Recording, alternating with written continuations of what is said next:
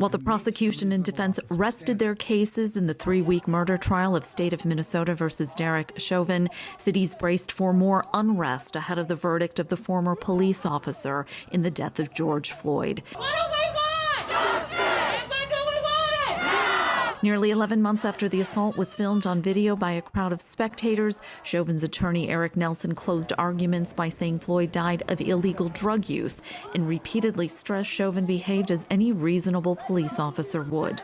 The state has really focused on the 9 minutes and 29 seconds. 9 minutes, 29 seconds. 9 minutes, 29 seconds.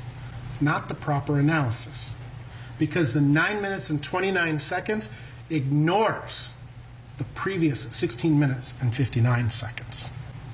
Chauvin's defense also undermined Floyd's key claim in the video that he couldn't breathe. How many times do we hear an officer say, based on his training and experience, if you can breathe, you can talk. If you can talk, you can breathe. Excuse me. I counted 7. Prosecutors rebutted with a reminder to jurors that they only had to find Chauvin's actions a substantial causal factor in Floyd's death. Doesn't have to be the only causal factor, doesn't have to be the biggest substantial factor. It just has to be one of them.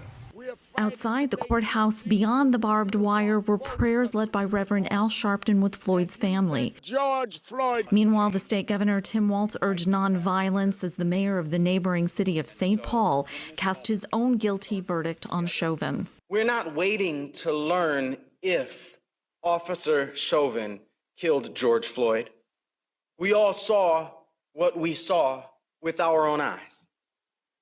We're waiting to learn if our justice system is yet capable of holding someone accountable for it.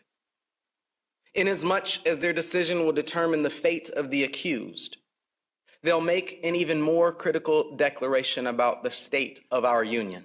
I trust they are following those instructions. Earlier, Judge Peter Cahill dismissed Chauvin's request for a mistrial after Congresswoman Maxine Waters urged protesters a few miles from the courthouse to get more confrontational if Chauvin is acquitted in Floyd's death.